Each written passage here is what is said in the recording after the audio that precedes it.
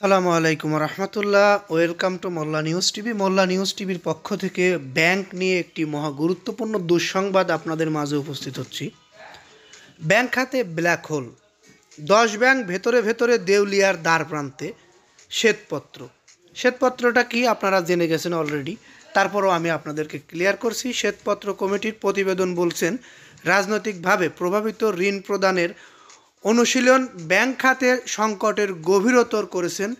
এই কারণেই ভেতরে ভেতরে 10টি ব্যাংক দেউলিয়ার একবারে কাছাকাছি, অর্থাৎ দেউলিয়ার দ্বার প্রান্তে চলে গেছেন।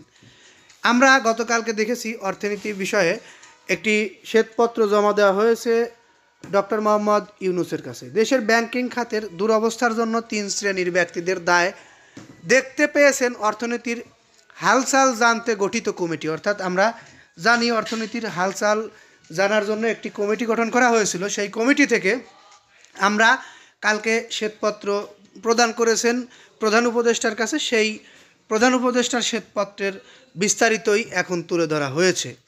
যাদের তৈরি শ্বেতপত্রে বেসরকারি 10টি ব্যাংক ভেতরে ভেতরে দেউলিয়ার দ্বার প্রান্তে চলে যাওয়ার তথ্য তুলে ধরা হয়েছে।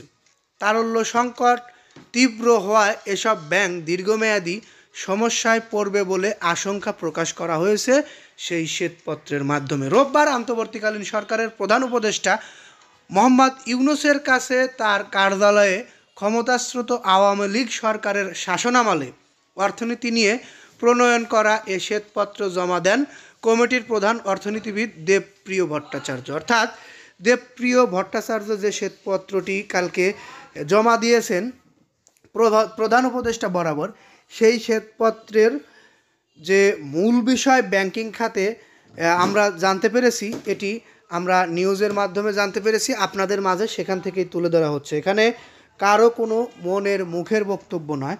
শ্বেতপত্র যারা জমা দিয়েছেন, ব্যাংকিং খাতের হালচাল যাদের পর্যালোচনা করার দায়িত্ব দেওয়া হয়েছিল, তারা সেগুলো পর্যালোচনা করে বিশ্লেষকরা তাদের যে রিপোর্টটি হয়েছে সেই রিপোর্টটি প্রধান উপদেষ্টা ডক্টর মোহাম্মদ ইউনূস বরাবর জমা দিয়েছেন। সেই জমা দেওয়ার পরেই তাদের ফেসবুক পেজ থেকে আমরা কিছু তথ্য সংগ্রহ করেছি। তারা সেখানে প্রকাশ করেছেন, ব্যাংক খাতে ব্ল্যাক হোল, 10 ব্যাংক ভেতরে ভেতরে দেউলিয়ার দ্বার প্রান্তে, এমন একটি শিরোনামে নিউজ প্রকাশিত হয়েছে। যাই হোক, আমরা পরবর্তীতে আপনাদের জানানোর চেষ্টা করব এই 10 ব্যাংক কোনটি। ভেতরে ভেতরে যে 10 ব্যাংক দেউলিয়ার দ্বার প্রান্তে, সেই ব্যাংকগুলোর নাম আমি আপনাদেরকে জানাবো। কথা দিয়ে এখান থেকে বিদায় নিচ্ছি।